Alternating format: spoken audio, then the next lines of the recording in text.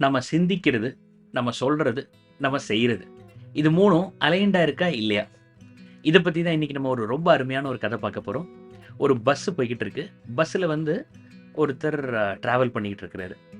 அப்ப கண்டக்டர் வந்து டிக்கெட் கேட்கும்போது இவர் ரூ. 5 குடுக்குறாரு. டிக்கெட் அப்படிங்கிறாரு. ரூ. 3 டிக்கெட்டு. ஆனா அவர் வந்து ரூ. 2 சேஞ்ச் குடுக்காம ரூ. 97 குடுக்குறாரு. ரூ. 3 குடுத்ததுக்கு ரூ. 3க்கு ரூ. 2 சேஞ்ச் குடுக்க வேண்டியது ரூ. 5ங்கிறத அவர் ரூ. 100ன்னு நெனச்சுட்டு ரூ. 97 சேஞ்ச் குடுத்துட்டு போயிடுறாரு. இவருக்கு ஒரு பெரிய ஷாக்கு. இவருக்கே டவுட் ஆயிருச்சு. நம்ம ரூ. 5 தானே குடுத்தோம் அப்படின்னு. ஆனா ஆப்வியஸா இவர் 5 தானே குடுத்தாருன்னு இவருக்கு தெரியும். அப்ப பார்க்குறாரு ரூ. 97 இருக்கு. இப்ப அவருக்கு டவுட் குடுக்கணுமா வேண்டாமான்னு. கொஞ்ச நேரம் யோசிக்கிறாரு. கண்டக்டர் வந்து திரும்ப வராரு. கூப்ட்டு கண்டக்டர் ஆ ரூ. 97 நீங்க குடுத்துருக்கிறீங்க. நீங்க வந்து ரூ. 2 தான் குடுக்கணும். நான் வந்து ரூ. 5 தான் குடுத்தேன். அப்படின்னு பேசிக்கிட்டு இருக்கிறாரு. "ஓ! அப்படியா? சரி." அப்படின்னு சொல்லிட்டு டக்குனு ரூ. 97 வாங்கிட்டு, ரூ. 95 வாங்கிட்டு, அவர் வந்து அப்படியே கிளம்பி போயிடுறாரு. இவருக்கு வந்து ரொம்ப ஷாக்.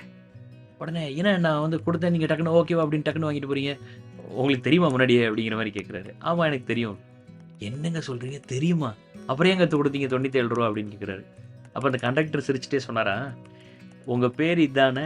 நீங்க தானே வந்து அந்த இடத்துல ஒரு ஸ்பீச்ல வந்துட்டு பொய் பேசக்கூடாது, இன்னொருத்தருடைய பொருளுக்கு ஆசைப்படக்கூடாதுன்னுலாம் ஸ்பீச் குடுத்தீங்க முந்தா நாள்." "ஆமா." "அதனால நீங்க எந்த அளவுக்கு வந்து யோக்கியம்னு டெஸ்ட் பண்றதுக்காக நான் வேணும்னு குடுத்தேன்.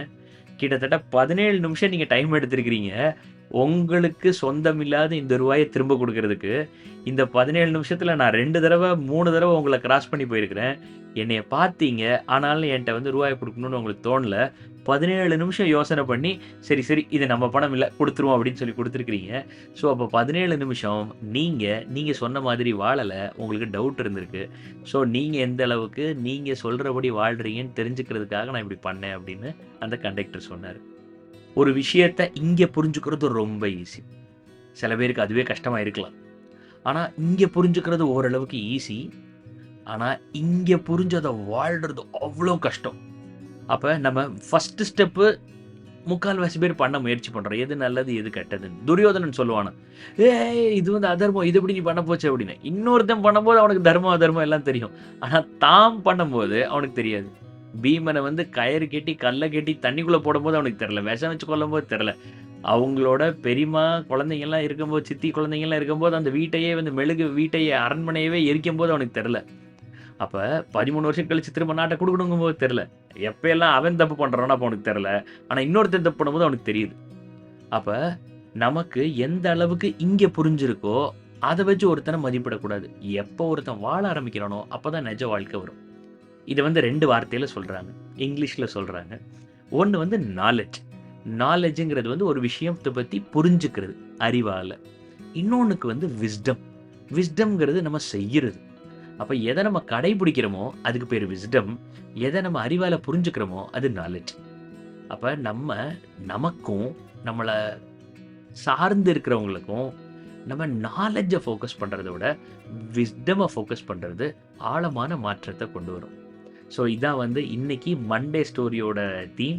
உங்களுக்கு இந்த கதை புடிச்சிருக்கும்னு நெனைக்கிறேன்.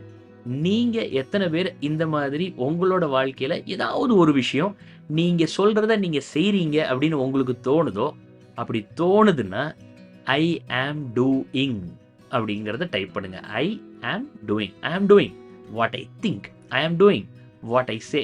ஐ ஆம் டூயிங் வாட் ஐ ப்ராமிஸ்ட். உங்களோட தாட்ஸ ஐ ஆம் டூயிங் அப்படின்னு நீங்க டைப் பண்ணுங்க. இப்படி டைப் பண்ணும்போது உங்களுக்குள்ளேயே நீங்க ஆட்டோ சஜஷன் குடுத்த மாதிரி இருக்கும். ஆமா, நான் சொல்றத நான் செய்றேன் அப்படிங்கிறதுக்கு இது ஒரு சின்ன வாய்ப்பா இருக்கும். வணக்கம்.